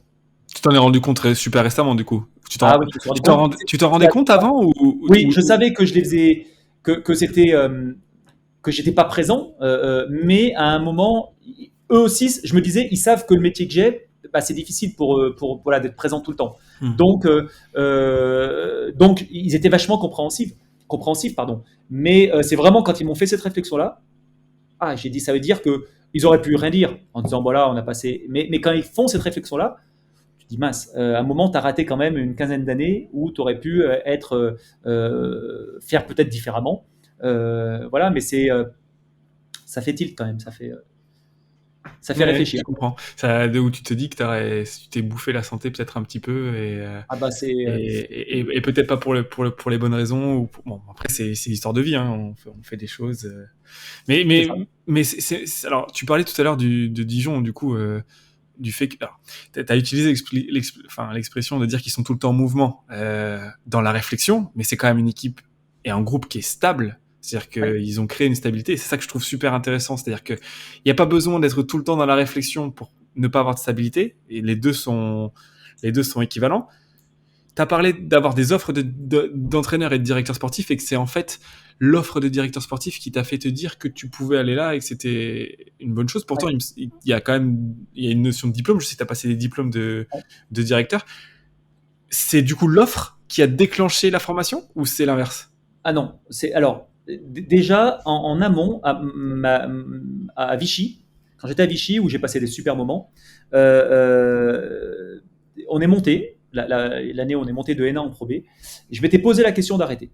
J'étais sous contrat. Déjà. Déjà parce que bon, alors après on dit Fabien, tu vas pas arrêter. J'avais des joueurs, tu vas pas arrêter sur une montée, c'est pas voilà. Mais j'avais déjà cette idée de peut-être d'avoir un rôle un peu plus étendu sur directeur sportif. Et l'année où on a joué en Pro B, on avait plus ou moins avec c'était Vichy Clermont. Il faut savoir qu'on était regroupés à ce moment-là, on avait fait la fusion et donc, je m'étais dit, bon mince, tu vas... on avait eu plusieurs soucis, voilà. Et puis, j'avais lancé l'idée à mon président, bah, écoute, moi, je peux être directeur sportif. Parce qu'on cherchait en fait un directeur sportif qu'on ne trouvait pas. Eux en voulaient un que moi, ça ne m'intéressait pas forcément. On avait dressé un profil, je pensais que c'était important. Et bon, ça n'a pas pu se faire. Donc, j'avais dit, bah, moi, je peux l'être. Donc, OK, il m'avait dit, bah, écoute, si tu trouves un coach, pourquoi pas. Donc, j'avais commencé déjà à avoir cette réflexion-là. Après, il s'avère que le coach, bah, on ne l'a pas trouvé. Donc, j'ai repris ma place de coach. Mais déjà, j'avais eu cette réflexion de directeur sportif. Et en fait, quand j'ai quitté Aix, quand on s'est séparé avec Aix, le syndicat des coachs a créé ce diplôme-là et José Ruiz qui dirige le syndicat, dont même moi je fais partie, il me dit Fabien, ouais, ça serait bien, on veut l'ouvrir pour en fait finir le cursus des coachs après leur carrière de coach, ils pourraient être directeurs sportifs. Donc je dis bah écoute, pourquoi pas. Et en fait je suis tombé dans une formation où effectivement il y avait des prérogatives que je faisais déjà parce que dans les clubs où j'étais, bah, c'était une chance au final d'avoir un rôle plus étendu que celui de coach, mais il y a des choses tout le que monde je n'a pas maîtrisais. forcément. Ouais. Exactement. Mais il y a des choses que je maîtrisais pas du tout. C'est-à-dire que ce DU est en deux parties. Il y a une partie droit du travail, juridique, droit du sport, convention collective, voilà, et ainsi de suite. Autant dire que oui, faire un contrat, mais après la subtilité des choses, c'était pas possible. Donc, Mais et ensuite, tu t'étais pas intéressé non plus, enfin, non, non, t'avais non. pas les Et, compétences pour. et pour être honnête, c'est pas quelque chose qui m'intéresse plus que ça. Voilà. Donc, et ensuite, tu as tout un côté qui était dans le management, comment manager des équipes, qui avait lieu donc à Grenoble. La première partie a lieu à Limoges et la deuxième partie à Grenoble avec les staffs de Grenoble. Et là, pareil. Donc, c'était très complémentaire. Et au milieu, tu avais des intervenants de vraiment concrets, Jean-Louis Borg, Claude Bergeau, Fred Sarr, voilà, qui sont intervenus comme ça par rapport à leur rôle. Et ce qui était très riche, c'est qu'ils sont trois anciens coachs avec trois rôles différents de directeurs sportifs ou de managers généraux. Et ensuite, le deuxième côté très intéressant, c'est que tu fais cette formation qui est théorique, mais tu as aussi un stage pratique à faire. Et donc, moi, je l'avais fait à des fins pratiques, justement. J'étais parti, en fait, je le faisais à Boulazac avec Claude Bergeau, et à Bourg-en-Bresse avec Fred Sarr. J'aurais aimé le faire à Dijon, mais pourquoi est-ce que je l'avais fait dans ces deux clubs-là, alors qu'on devait le faire dans un seul club? Et moi, je voulais voir le différentiel qu'il y avait entre les deux, parce que la première partie d'année, on était à Limoges, et donc on faisait lundi, mardi, Limoges cours, et je pouvais enchaîner directement à Boulazac parce que c'était à côté. Donc je me disais, voilà, je vais faire Boulazac à côté. Et quand je rentrais chez moi, puisqu'on avait cours une semaine sur deux, Bourg était à côté de Saint-Etienne, pas très loin de Saint-Etienne, et donc je pouvais aller. C'était le club, voilà, qui était que je connaissais le plus proche, et puis surtout avec des coachs. C'est pour ça que j'aurais pu choisir Dijon, mais qui était plus loin, avec des coachs avec qui j'avais des affinités, c'est-à-dire des choses que l'on peut, voilà, avec ça vision commune. Voilà, une vision commune sur certains points. Donc voilà comment ça s'est fait. Et là, je me suis dit, ah ouais, pendant la formation, je me suis dit, je peux basculer.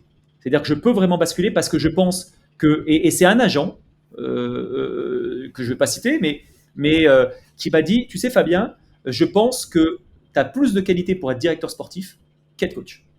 Voilà, pour X ou Y raison. Et c'est vrai que cette formation-là de directeur sportif, c'est au fil du temps, au fil du côté pratique, tu te dis, punaise, tu as envie de mettre en pratique, voilà, donc, et ça a matché.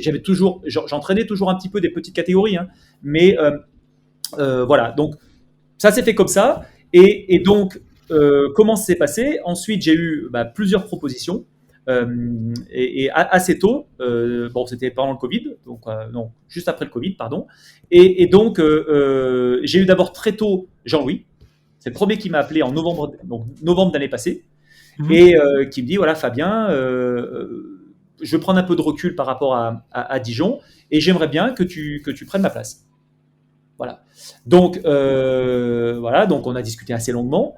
J'avais cette proposition-là. J'avais une proposition, comme je te l'ai dit, deux propositions de club pour entraîner. Et j'avais rencontré avoir la dimension. Voilà, avec quelque chose où je pouvais faire plusieurs choses. Voilà. Donc ça, c'était ça, et ils acceptaient ça.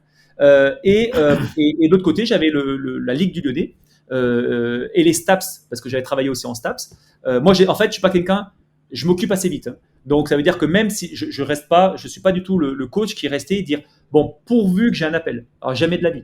J'ai fait autre chose, j'ai bossé au STAPS, j'ai bossé, voilà, j'étais vachement actif dans ce que je faisais. Donc j'avais en fait plusieurs domaines où je pouvais intervenir. Très vite, comme on disait tout à l'heure, j'ai su ce que je ne voulais plus faire. Donc, c'était sûr que le rythme, si un club me disait n'importe quel niveau, voilà, c'est ça, mais j'aurais dit non. C'est-à-dire qu'un club, je voulais pas être dans le rythme là. Peut-être que dans 5-10 ans, je te dirais, voilà, ça me intéresse de nouveau, mais pour l'instant, c'est pas le cas. Et donc, après, il fallait faire un choix. Et le choix, c'était est-ce que tu veux avoir l'adrénaline que te procure le côté haut niveau et match compétition, ou tu es dans l'adrénaline, que tu es dans une logique d'enseignement pur avec voilà la ligue régionale, voilà, ou donner des cours en STAPS. Donc là, le choix, il est allé sur retrouver de l'adrénaline en compétition. Et après, donc, est-ce que tu coaches ou est-ce que tu es directeur sportif? Jean-Louis m'a dit une chose. La première chose que Jean-Louis Borg m'a dit, Fabien, est-ce que tu es prêt à faire la bascule? Je t'appelle, mais est-ce que tu es vraiment prêt à faire la bascule c'est-à-dire à passer coach à passer directeur sportif? Et je lui ai dit oui, Jean-Louis, je l'ai fait durant ma formation et voilà, le cheminement est déjà fait et je pourrais très bien le basculer comme ça. Donc, en novembre dernier, il me présente un projet, il m'explique voilà, bon, Dijon à ce moment-là restait quand même sur 1-2 belles saisons. On sent qu'il y a un frémissement. Et moi, j'étais resté sur Dijon, le club que j'avais affronté. C'est-à-dire, mais c'est une vision, hein, c'est une idée qu'on a, et on a chacun une idée d'autres clubs, et certainement à tort parce que je ne le connaissais pas, mais en tout cas j'avais l'idée d'un club figé, très politisé, très figé, où ça allait être dur de faire changer les choses, voilà. J'étais rentré avec cette idée-là. Et Jean-Louis m'appelle, il était déjà intervenu pendant la formation, donc il nous avait déjà présenté le club de Dijon, et déjà ça m'avait interpellé. Le fonctionnement est vraiment atypique. On en parlera peut-être après. Et donc voilà, et on a discuté longtemps. Et il me dit voilà, comment je vois le truc, est-ce que ça peut te dire? Et la deuxième chose qu'il m'a dit, il me dit moi, ce que je veux d'un directeur sportif, c'est que ce soit un coach. Voilà, j'irai pas prendre quelqu'un d'autre qu'un coach. Donc, il m'avait appelé aussi parce qu'on a la fibre commune et on a des conceptions défensives qui sont identiques. Voilà, à cette époque-là, on trappait tous les deux postes bas, on était agressif sur le pick and roll. Bon, voilà, on sait et on a une certitude, c'est que pour nous, défendre, c'est ce qui te fait performer. Donc ça, on est voilà, défendre son territoire, défendre sa raquette, enfin défendre ça. Voilà. Et peut-être à l'inverse de beaucoup de coachs, j'entends souvent défendre, c'est 80% de volonté et 20% de non. Défendre, c'est pas ça. Tu as des principes qui sont longs à mettre en place. Moi, il me fallait les principes de la trappe intérieure. Il me fallait 3, 4, 5 mois des fois pour la mettre en place avec des timings. Donc, défendre, c'est pas ça. Voilà, bon, avec Jean-Louis, on avait des valeurs qui se correspondent. On a un caractère qui est diamétralement opposé, une façon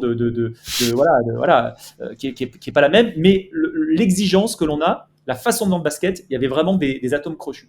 Donc, je dis, écoute, j'y réfléchis, on se rappelle, et il me dit, écoute, je lui dis, ce serait bien que je monte un projet, voilà, et qu'on rencontre les dirigeants. Donc, j'ai monté un projet. Il me dit, ok, très bien, voilà, monte quelque chose. Et parce que eux, en fait, au club, il n'y avait pas de directeur sportif. C'était Jean-Louis qui avait ce rôle-là, mais il avait un rôle beaucoup plus étendu.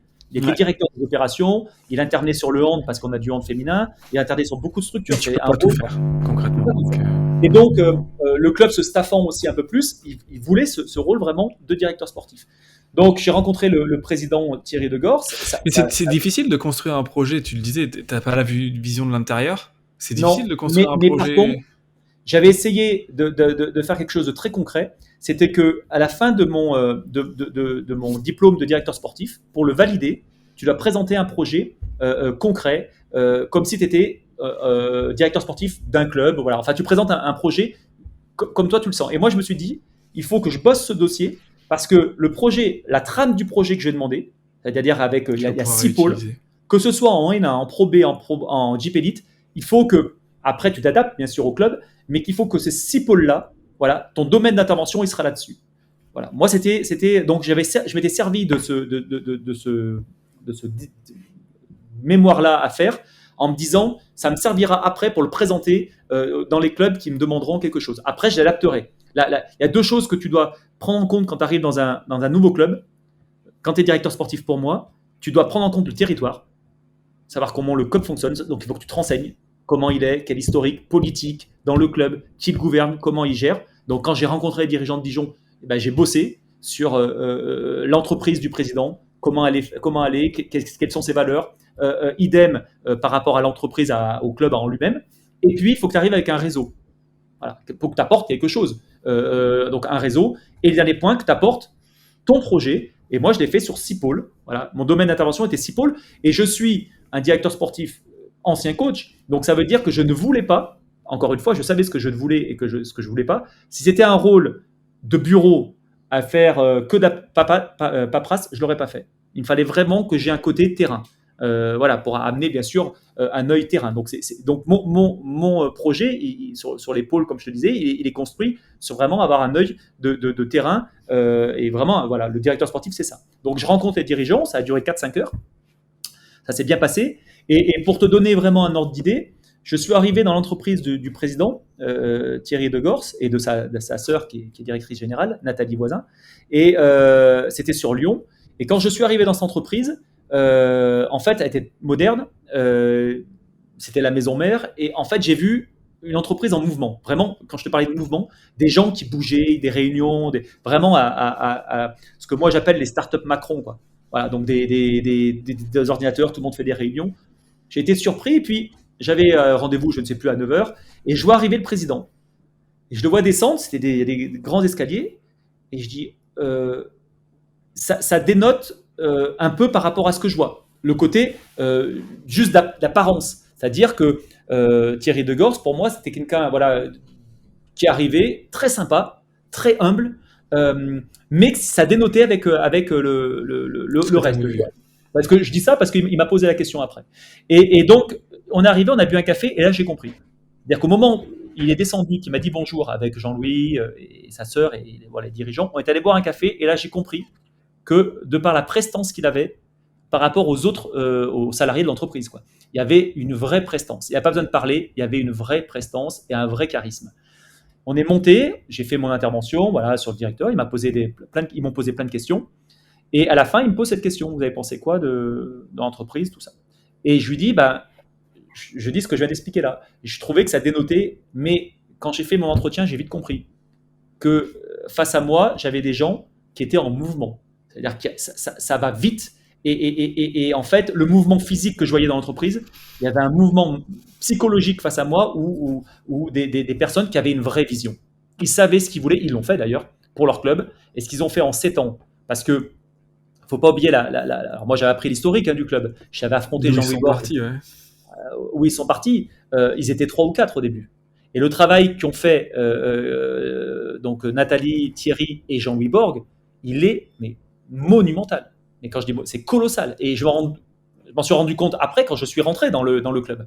Et donc, pour revenir, voilà, il y avait des questions qui fusaient, ça allait vite, et moi j'aime ça. Voilà, on va faire ça. Non, mais c'est pas un frein ça. Voilà. Et donc, voilà, à terme, nous ce que l'on veut, c'est que dans 10 ans, le club il soit comme ça. Et là, je lui dis, putain, dans 10 ans ou plus. Donc, ils m'ont montré une vision, et on va y arriver en faisant ça. C'est parti d'un contexte, d'un choix très simple. Première étape, on remet le club à flot. On remet à flot financièrement pour qu'il revive, voilà, avec nos moyens. Ça a été fait. Deuxième étape, on va amener des fonds supplémentaires pour pouvoir progresser encore plus. Comment on fait ? Le spectacle du match en lui-même ne suffit plus. C'est-à-dire que tu fais une bonne saison, alors on va dire que tu as 15% de plus de rentrée d'argent, tu fais une mauvaise saison, tu as 15% de moins. Mais ce n'est pas ça qui va te faire passer un cap. Donc l'idée, c'est de se dire, il faut qu'on trouve des moyens financiers qui soient hors du contexte du match. Voilà. Et donc, c'est parti de cette idée-là. Et donc, il y a un groupe JDA qui s'est créé avec une entreprise, donc d'abord du hand féminin, une entreprise immobilière, une entreprise viticole, voilà, JDA, des restaurants JDA. Et c'est tout ça qui fait en fait que c'est un vrai groupe et que c'est une vision qui est entrepreneuriale. C'est pour ça que moi, j'ai souvent bien matché avec mes présidents qui étaient des présidents chefs d'entreprise. Ouais. Ça a souvent été le cas et j'ai vraiment préféré avoir ce type de président face à moi. Et donc j'ai dû prendre ma décision après, mais la décision a été pas si facile que ça, parce que je te dis, j'avais les 3 choix. Et bon, tous étaient un peu différents et intéressants par différents aspects. Voilà, et je remercie déjà les gens d'avoir pensé à moi sur ça. Mais après, voilà, il y avait ce côté, la rencontre, ça m'a fait flash, quoi. Et puis bon, Dijon, il ne faut pas se rappeler que bon, voilà, il était premier, quoi, il était en tête de Jeep Elite. Donc, on s'est mis d'accord. J'ai commencé en mars, je crois, dernier. à mi-temps, et ça a été bénéfique parce que bon, je travaillais encore à côté, donc je faisais que du mi-temps, mais Jean-Louis, qui partait au 30 juin, m'a passé tous les dossiers. Mais heureusement, parce que sinon, si je serais arrivé le 1er juillet en disant, bon, allez, le club, il tourne. Ça veut dire que la première fois où je suis arrivé, on m'a dit, Fabien, là, il faut faire ça. Qui fait ça? Qui fait ça? On décide quoi pour ça? Si je ne connaissais pas un minimum la boutique, La culture, un petit peu, comment ça fonctionnait, tu t'aurais été perdu. C'est ça. Et même maintenant, donc Jean-Louis n'est plus là. Donc bon, je commence à connaître un peu tout le monde, mais c'est au quotidien que tu vois. Il va me falloir une année vraiment pour essayer de comprendre un peu comment le club fonctionne, donc quelques mois.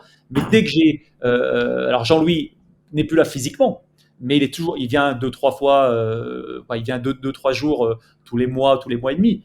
Mais dès que j'ai un souci particulier, je l'appelle parce que il a un tel réseau, il a construit un tel réseau, comme je te disais tout à l'heure, que il faut surtout pas que je m'en prive. Et puis même quand il revient, il est capable de te dire, parce qu'il connaît tellement le club, attention, ça c'est bien, voilà, là faut plus serrer la vis ou ainsi de suite là-dessus. Et pour moi, ça c'est riche, c'est important parce que ça me construit aussi dans ce rôle-là. L'idée, tu l'as dit, enfin, il y a une quantité limitée et souvent les gens sont dans des structures de clubs fermés entre guillemets, c'est-à-dire on vient, on te fait payer l'entrée, on te fait un peu un spectacle à la mi-temps, machin, tu paies à la buvette, tu paies les maillots, tu ressors, c'est fini. Pour récupérer des fonds, on fait comment? On a des partenaires, et voilà. Il y a un format un petit peu basique que tout le monde a, qui est un peu copié-collé, avec les avantages et les inconvénients de chaque ville, de chaque culture, de comment le club s'est construit, etc. Donc c'est super intéressant, je pense, de réfléchir à un club comme une entreprise, parce que souvent on a tendance à dire que le sport est décalé de l'entreprise, alors que pas du tout, c'est simplement une entreprise qui fonctionne. Alors, ça a ses différences bien sûr, mais c'est la même base. Toi, du coup, tu arrives dans ça, ou avec cette pensée-là, où tu as eu des formations, tu as des idées, comment tu te confrontes aux problématiques? Est-ce que c'est facile de se dire... parce qu'il y a une partie de recherche d'idées, forcément. Comment t'arrives à ça? Parce qu'il y a plein de techniques d'innovation qui disent comment tu fais pour prendre des décisions, comment tu fais pour réfléchir, comment tu fais pour être novateur. Est-ce que c'est un processus horizontal? Est-ce que c'est un processus vertical? Est-ce que c'est toi qui réfléchis? Est-ce que vous avez des réunions? Comment ça fonctionne, ce genre de choses? Alors, il y a plusieurs choses dans ta question. Il y a plusieurs. J'ai fait une question un peu longue, je suis désolé. Oui, donc comme je te disais tout à l'heure, il y a la rentabilité financière uniquement par le match, c'est fini. C'est-à-dire, c'est plus possible. C'est pour ça qu'il faut aussi une infrastructure, c'est-à-dire une salle grande avec des bureaux et puis des salles pour faire venir des partenaires autres que du basket. Voilà. Et puis autour, créer. Le président avait une idée, c'est de créer le village JDA. Par exemple, une nouvelle salle avec autour des centres commerciaux, des choses de ce style. Mais c'est novateur et bon, c'est normal. Tu peux plus uniquement sur le spectacle sportif même gagner de l'argent. Voilà. D'ailleurs, je suis allé à Lyon il n'y a pas longtemps, excuse-moi de te couper. Je suis allé à Lyon il n'y a pas longtemps voir le Groupama Stadium. C'est exactement ce qu'ils ont fait. Hein. Ils ont construit un stade et il y a un escape game, il y a un laser game, il y a des restaurants, c'est-à-dire que des hôtels, bien sûr. Tu vas passer l'après-midi, la journée là-bas, potentiellement autour du club. En fait, le match, c'est un prétexte. Ouais, tu fais venir les gens pour le match, mais en fait, ce que tu recherches pour tes rentrées d'argent, c'est qu'ils viennent, le match est à 20h, mais qu'ils viennent les gens à 16h faire leurs courses, jouer, enfin ce que tu veux, laser game, machin, du club, bien entendu, donc c'est des rentrées d'argent. Ils viennent au match, ils vont consommer, aller un petit peu, ils payent leur place, et puis après le match, surtout, ils vont reconsommer dans un restaurant, par exemple, du club, avec des jeux, un bowling, enfin ce que tu veux, du club. Mais c'est le prétexte, le match. Ce qui est intéressant sur les rentrées d'argent, c'est l'avant et c'est l'après. Donc ça c'est évident que c'est quelque chose que les plus grands clubs l'ont vite compris. Et puis en diversifiant après, comme nous on essaie de faire, voilà, diversifier les activités. Ça c'est très important. Et après, comme j'avais pas dit tout à l'heure, mais ça fait un peu mélange, mais c'est pas très grave. Quand je te parlais de mouvement, quand je suis rentré dans le club, c'est-à-dire que là j'avais vu le mouvement dans l'entreprise, mais quand je suis rentré dans le club, l'entreprise c'était Iserba, l'entreprise du président. Mais quand je suis rentré dans le club ici, j'ai vu le même mouvement. C'est-à-dire il y avait il y a 15 il y a une vraie culture qui l'a transmis. Une culture. Et ça, pour moi, celui qui te donne cette vision-là, ce seront ceux qui sont à la tête de ton club. Voilà, ça, si c'est statique, c'est figé, et parce qu'à la tête, tu as des gens figés. Voilà. Si tu as des gens qui veulent que ça bouge, ça bouge. Donc voilà, après, pour te dire comment est-ce qu'on met plus ou moins, l'idée, c'est des choses en place. Le projet, moi, comme je te l'ai dit, j'ai parlé de 6 pôles, où mon domaine d'intervention, il devait être sur 6 pôles. Et comme je l'aurais dit, je vous présente ça, mais je ne connais pas votre mode de fonctionnement. Même si j'ai pris des informations, je ne connais pas tout.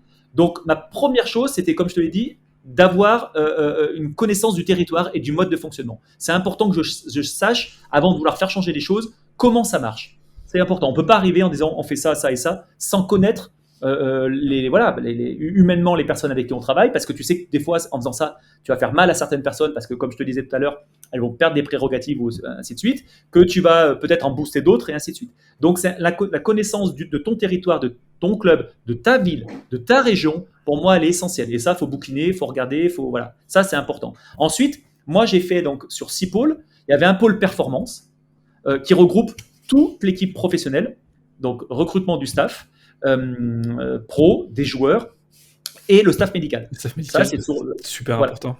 Très important. C'est parce que si tu es nous, on a une volonté ici sur Dijon, on s'en cache pas, c'est d'avoir une exigence d'abord, donc de construire ses victoires et ses matchs par rapport à son impact défensif et à sa volonté de partager le ballon. Ça ne changera pas. C'est de l'identité que l'on veut donner. Et de travailler plus que les autres. Donc, si tu travailles plus que les autres, automatiquement, il faut que tu aies un staff médical qui réponde présent. La récupération médicale et ainsi de suite. Donc ça, c'est le pôle performance. Le deuxième axe du directeur sportif que moi je voulais, c'était un pôle, ce que j'avais nommé un pôle avenir. Avenir, c'est tout ce qui est les jeunes. Formation. Voilà. Et formation, donc ça va nous de U18 à Espoir, mais ça m'intéressait pas d'avoir que les deux. Et j'ai eu la chance à Dijon d'être en lien vraiment très étroit avec l'association. Et l'association qui avait des nouveaux dirigeants qui m'ont dit, écoute, nous, ça nous dit, si tu nous montes un projet des U7 jusqu'au U18, on est preneur. Donc le projet, on le monte en commun. Donc on y travaille encore là-dessus. Donc voilà, on veut vraiment avoir des vrais contenus de formation et faire de Dijon de nouveau un club qui va être reconnu au niveau de la formation. Il y a eu de très bons boulots de fait depuis 2-3 ans, mais on veut former des joueurs. Le pérenniser tout simplement. Ouais. Voilà, former des joueurs, trouver des prospects et surtout essayer de trouver à chaque année de naissance un prospect qui va alimenter à un moment notre équipe pro. Donc on a mis des chiffres qu'on voulait. Quel pourcentage on veut à terme, dans 5-10 ans, avoir dans notre équipe pro. 20% de l'effectif doit être dans 5 ans issu de la JDA. Espoir cadet, c'est 50-60% de l'effectif qui est issu de notre pyramide de formation. U15, pareil, voilà, on a des chiffres pour qu'on puisse travailler sur ça. Mais on veut vraiment que à une catégorie de naissance, on soit capable de dire, voilà, on a un prospect. Et on ne mettra pas 3-4 joueurs prospects sur la même, si c'est un poste 2, c'est un poste 2 et on ne va pas faire venir 3-4 joueurs dessus. Et ça, c'est bête, mais c'est pas forcément. Tu vois des trucs sur des clubs où ils ont 4 ou 5 top joueurs sur les mêmes postes, de la même génération, et c'est à se demander pourquoi, en fait, parce qu'ils peuvent pas tous jouer, il y a un poste. Non. Donc tu as raison. Donc ça, c'est l'idée. Alors, je fais un schéma rapide. Ouais, bien sûr. Et c'est surtout, on dit souvent, nous, aux jeunes qui rentrent en centre de formation, on leur vend pas du rêve. On leur dit chacun doit atteindre son haut niveau. Parce qu'on sait très bien qu'il y a des joueurs peut-être qui seront en équipe JP Elite, peut-être en Euroleague, c'est tout ce qu'on espère, peut-être en N2, en N3, mais ce qui nous intéresse, c'est qu'ils atteignent leur haut niveau à eux. Par contre, un joueur qui sort du cursus de formation de la JD à Dijon, il doit répondre à plusieurs critères. C'est-à-dire que moi, j'ai été coach, et la première chose qu'on me demandait, pour que je prenne un joueur, j'avais des critères qui correspondent à beaucoup de coachs. 1, est-ce que le joueur s'entraîne ? Ils sont capables de s'entraîner. Premier point. 2, est-ce que physiquement, il peut, dans l'impact physique, répondre ? 3, est-ce qu'il défend ? 4, est-ce qu'il comprend le jeu ?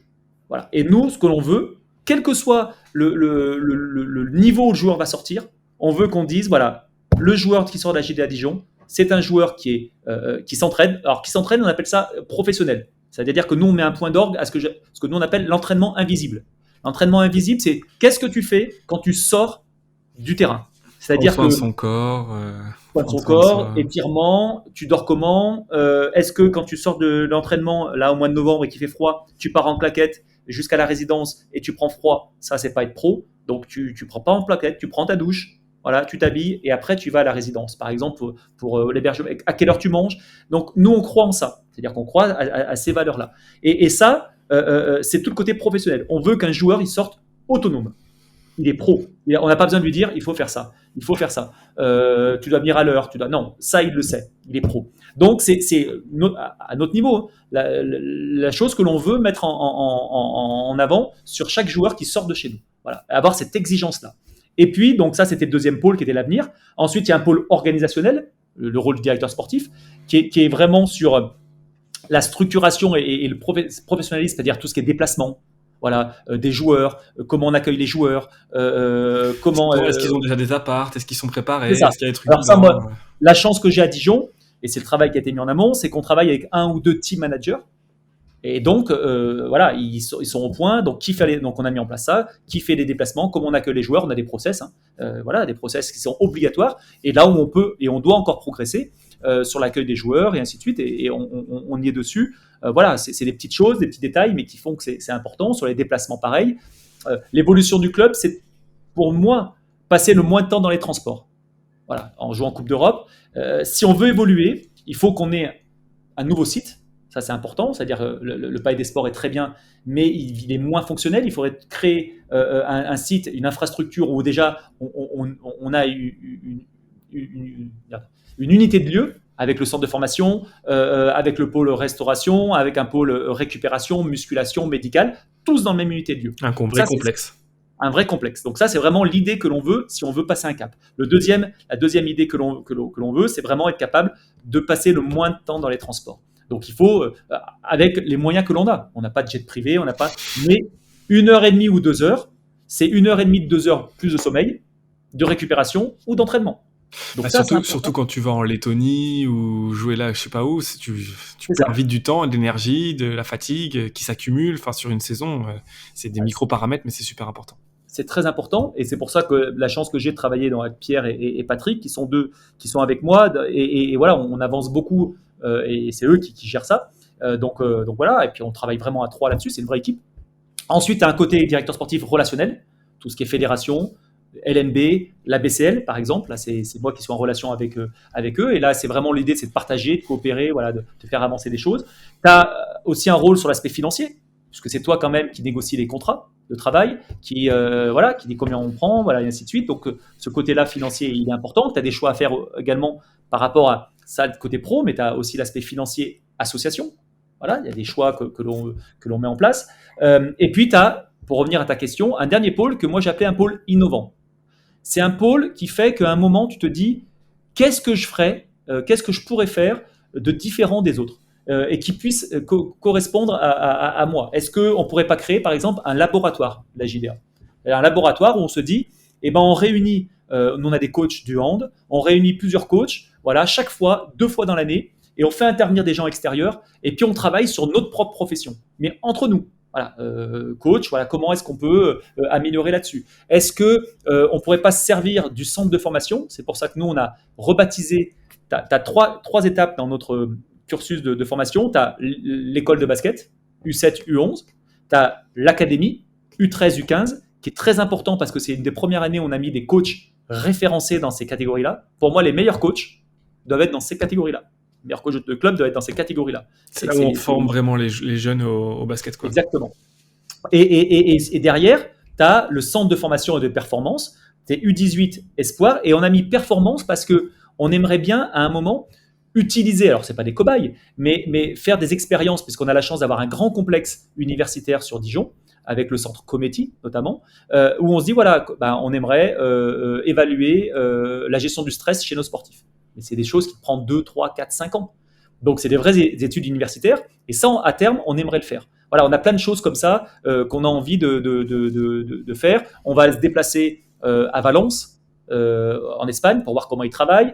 On va se déplacer certainement en Lituanie, pour voir comment ils travaillent aussi, pour ramener toutes ces expériences-là. Quand on est en BCL, on est allé à Malaga, on est allé à l'Olympiakos, puisqu'on a joué à Athènes contre l'Avrio, mais c'était à Athènes. On a demandé aux gens de nous ouvrir leur installation et de nous dire comment ils travaillaient, tout simplement. Parce que tu parlais de picorer tout à l'heure avec les entraîneurs, c'est la même chose au niveau des clubs. C'est ça. Et il y a des choses que tu vas dire, bon, ça, c'est impossible. Ça, c'est possible. Voilà, on peut le faire. Et puis, on y va. Parce qu'il y a des choses qui ne demandent pas forcément beaucoup de moyens financiers. C'est de l'organisation, c'est de la réflexion. Et voilà, donc, voilà le directeur sportif où est-ce qu'il, pour moi, les 6 pôles dans lesquels il intervient. En tout cas, moi, comme je le conçois, moi, parce que j'étais entraîneur. Maintenant, la première chose qu'on m'a dit quand je suis arrivé, Jean-Louis, il m'a dit Fabien, tu verras, c'est une question de priorité. Est-ce que la priorité, c'est de faire de l'université avec. On est d'accord que non. On peut pas tout faire à la fois, de toute façon. On peut pas tout faire. Il y a des choses que l'on met, voilà, qu'on se dit, voilà, là, on est sur ce pôle-là, je suis à 20%. Il faut que dans 2 ans, je sois passé à 80%. Voilà. Il faut que sur le pôle innovant, dans 3 ans, on ait avancé. On ne soit pas à 0%, par exemple, ou 2%, mais qu'on ait fait à 50%, qu'on ait déjà avancé des choses. Donc ça, pour moi, c'est important d'avoir cette façon-là. Mais il faut toujours avoir ce côté innovant. Qui ne progresse pas, régresse. Donc à un moment, il faut que tu aies des idées, il faut que ça. Voilà, ça. Après, tu as le quotidien. Là, on est en train de changer des joueurs parce qu'on a des problématiques de blessures, et ainsi de suite. L'antidopage, entre autres aussi. Exactement. Et ça, quand tu es amené à devoir qualifier un joueur et rechercher un joueur, tu gèles tout ton travail à côté. La priorité, on revient à la situation de départ, c'est que le coach ne te dise pas il faut combien de temps pour trouver un joueur. Voilà. Donc la priorité, c'est d'avoir ce fonctionnement-là, de dire bon voilà, on s'est mis d'accord sur ce joueur-là. Maintenant, il faut avancer rapidement pour qu'on ait le joueur qui arrive dans des bonnes conditions le plus vite possible, qui passe les examens médicaux le plus vite possible et qu'on puisse enchaîner derrière. Donc ça, c'est la priorité. C'est scientifique comme approche d'ailleurs, hein. Mais c'est proche de ce que font des startups et des entreprises. Il y a toutes des théories sur il y a un problème, c'est quoi le problème, on l'analyse, quelles sont les solutions, où est-ce qu'on veut aller, pourquoi, quelles sont les choses qu'on va mettre en place pour y aller, quels sont les objectifs qu'on veut au fur et à mesure, etc. Et c'est un vrai travail organisationnel. C'est un vrai travail. On est poussé aussi par nos dirigeants. C'est-à-dire qu'ils veulent qu'on travaille comme ça. Mais qui, eux, travaillent comme ça, certainement, peut-être aussi, hein, tout simplement. Comment ? Qui, eux, dans leur entreprise à eux, travaillent comme ça aussi. Donc, c'est évident. C'est évident. Donc, et puis ça nous va. Et puis c'est vrai que ça nous booste. Moi, c'est ce que j'apprécie. Hein, c'est vraiment de jamais être dans le confort. Il faut y aller. Bon, voilà. Et à un moment, alors, je te cache pas que j'aimerais être un peu plus à rechercher moins de joueurs actuellement. Mais bon, c'est comme ça. Mais oui, c'est eux qui te poussent. Et on fait tout pour essayer de répondre à ces attentes-là. Et puis de mettre dans les meilleures dispositions le staff pour qu'ils puissent performer. On sait que c'est pour créer une alchimie collective. C'est super. Il n'y a rien de pire que d'avoir des mecs qui se blessent, qui reviennent, qui se blessent. C'est pas possible. Et puis tu parlais de complémentarité tout à l'heure avec le hand, mais avec l'entreprise, etc. Je pense que c'est super important d'avoir des échanges avec des gens qui ont pas forcément les mêmes influences. Je pense par exemple, je sais plus quelle équipe en particulier avait fait venir un entraîneur de basket, de football, une équipe de football qui avait fait venir un entraîneur de basket pour les corners. Parce que nous, on gère l'équipe d'Angleterre. Voilà. Et parce que nous, on gère des écrans, des mouvements, et eux, ils n'avaient pas pensé à ça, et sauf qu'en fait, ils s'entraînaient pas, et ils marquaient, je sais plus combien c'était, 10% ou 15% de leur but, sur un truc qui marque pas, enfin, qui travaille pas. Donc, c'est pas logique. Ok, donc, qui fait ça? Vous. Mais comment vous attaquez le problème? Comment vous travaillez? Et ça, c'est de la mise en commun sur des problématiques qui, même si elles semblent éloignées, sont en fait super similaires. Et vous, du coup, est-ce que vous êtes un peu, entre guillemets, limité par ça parce qu'il n'y a pas d'autres grandes structures de sport à Dijon Ouais, alors nous, on va aller voir le DFCO, par exemple, qui sont en Ligue 2, mais qui ont un nouveau centre de formation qui s'est créé là. Ouais. Bon, malgré leur descente, ils avaient eu ça. Donc moi, c'est toujours riche que tu vas quand même aller voir, savoir comment ils travaillent, comment ça fonctionne. Alors, on échange aussi pas mal avec le club de hand. De hand, du coup, ouais. Qui est avec nous. Donc, il y a des choses qui reviennent quand tu es coach. Tu te rends compte que, quel que soit le sport, il y a des choses... pour performer, tu as des dénominateurs communs qui reviennent à chaque fois. Voilà, et ça, pour moi, c'est important. Mais oui, nous, ce que l'on veut, c'est se déplacer le plus possible. Je te donne un exemple. C'est dans le jeu ou autre. On pense qu'à un moment, on est assez central, nous, en termes de déplacement, mais qu'on pourrait utiliser plus notre bus. Bon, voilà. Donc, on veut un bus, mais si on l'utilise plus, donc on passe plus de temps dedans, il faut que ce soit un vrai bus, aménagé comme on le veut. Donc, soit on part tête baissée en disant, voilà, donc on a mis ce que l'on voulait. Ça va de tout, hein, ça va d'une machine à café, d'un coin séparé entre staff et joueurs, d'avoir une cuisine, d'avoir des tables à tel niveau, des chaises, des espacements de tel endroit, une télé ou pas. Donc ça, d'avoir des tringles en bas pour mettre les costumes, ça va de tout ça. Mais à un moment, c'est nos idées. Voilà ce que l'on veut, c'est ça. Et après, il faut aller voir ce que les autres font. Donc Non, on mais va se tu parlais de déplacer. voyage en Europe, c'est une chose, mais Ah, ça c'est restait essentiel. dans le basket. C'est pour ça que je posais la question Ouais. sur, tu vois, sur du cross sport, mais d'ailleurs, ou d'ailleurs d'autres entreprises, hein, parce que tu parles de manager une équipe, il y a des valeurs de la performance qui reviennent. Manager une équipe dans une entreprise, il y a aussi des choses qui reviennent de plus en plus, je pense, et qui sont intéressantes à appliquer. Ah bah, moi, j'en suis convaincu. Alors après, tout à l'heure, tu en parlais, le club de basket doit être une entreprise sportive. C'est-à-dire qu'à un moment, tu as des aléas, tu as une part que tu ne maîtrises pas. C'est un moment, c'est l'humain. Et que même si tu essayes, toi, de vouloir le maîtriser comme coach, mais à un moment, l'humain, moi, je pars toujours du principe de se dire, euh, euh, gagner ou perdre, ok, c'est le but du sport. Mais est-ce qu'on a tout mis en œuvre pour gagner? Hmm. Et nous, notre rôle à nous de coach ou de directeur sportif, c'est de dire on a tout mis en œuvre pour gagner. En termes de déplacement, en termes de choix collectifs, stratégiques, qu'est-ce que tu veux. Tu perds, tu perds. Voilà. Et tu apprends. Tu dis bon, ok, bah, j'ai fait une connerie là-dessus. Ce déplacement était mal géré. Voilà. Alors, le moins possible, parce que bah, c'est normal, tu es là pour performer. Mais à un moment, c'est la seule question qu'il faut que nous, on se pose, c'est est-ce qu'on a tout mis en œuvre? Et c'est ce que je demande à aux joueurs souvent. Est-ce que vous avez tout mis en œuvre pour performer? Est-ce que t'as bien mangé? Est-ce que tu t'es bien échauffé? Est-ce que, voilà, bon, plein de paramètres comme ça. Et puis Il y a après, tellement des paramètres, parfois tu perds, parce que tu parles de perdre, on a fait une bêtise parce que là on a mal géré le déplacement, ok, c'est une chose, mais parfois tu perds.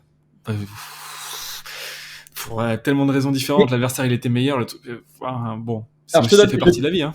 je te donne un exemple. Ouais, tout à fait. Voilà. Je te donne un exemple. Alors, ce matin, on avait une discussion avec le hand, par exemple. On parlait de quelque chose et il me disait, l'entraîneur, moi, je pense que des fois, il faut arrêter de chercher des choses. C'est le sport.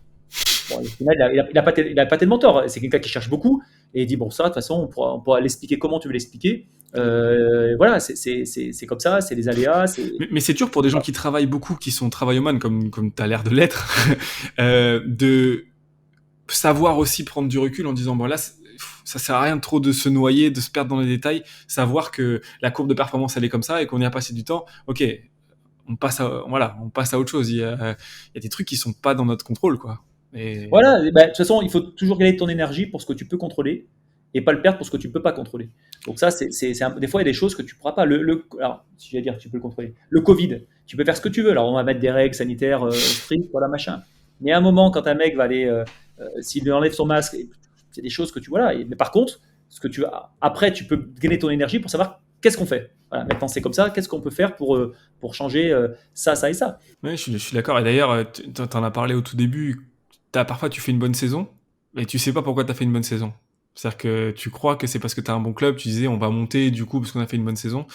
Et en fait, tu sais pas pourquoi t'as fait une bonne saison. T'as fait une bonne saison parce que t'as fait un coup avec un joueur et que les structures sont pas bonnes, ou alors t'as fait une bonne saison parce que, ok, l'équipe aurait dû être en dessous ou pas, et ça revient à ce que t'as dit au milieu, et je pense que c'est super important, c'est que le résultat en soi, c'est pas forcément important. On monte ou on monte pas. Là, cette année, ok, les gens viennent à la salle, on va gagner de l'argent, mais est-ce qu'on a surperformé?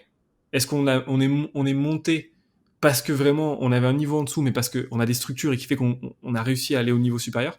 Ou est-ce qu'on est L'autre. monté parce qu'on devait monter et qu'on avait l'argent et que de toute façon on allait monter et que du coup, qu'est-ce qu'on fait l'année d'après? Et c'est pour ça que je pense que Blois, c'est l'exemple typique d'un club qui s'est stabilisé, qui a pris le temps de se construire et qui, quand ils vont monter, parce que j'ai du mal à imaginer un monde dans lequel ils arriveront jamais à monter, Ouais. va monter en proie pour être stable et pour y rester, je pense. Alors, c'est exactement ça. Quand j'allais dans des clubs qui te disaient, tu sais, tout à l'heure, les clubs, quand j'étais coach, quoi, dans une autre vie, ils te disaient, oui, mais moi, on veut monter. Ok, alors, bah, vous mettez quoi en œuvre pour monter? D'abord, moyens financiers. Je dis, mais, vous ne pouvez pas monter là-dessus. Les structures. Non, mais on va continuer à se déplacer comme ça. Je dis, mais vous n'avez pas compris. Alors, souvent, tu avais des clubs qui s'accompagnaient avec des moyens financiers, mais il n'y avait pas de structure. Je dis, mais vous ne raisonnez pas de la bonne façon. L'objectif, c'est pas de monter, c'est comment vous faites pour rester au Ouais. niveau au-dessus après, ou de remonter après. Et donc, à un moment, si vous ne raisonnez pas comme ça, si vous dites, bon, bah, on va monter, puis on verra, ça ne marchera pas.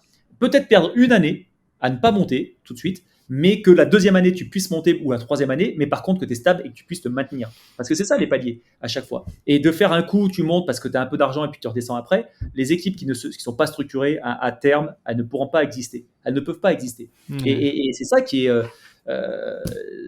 Voilà, moi c'est ce qu'on disait tout à l'heure, hein, de toute façon sur la volonté de structurer les choses.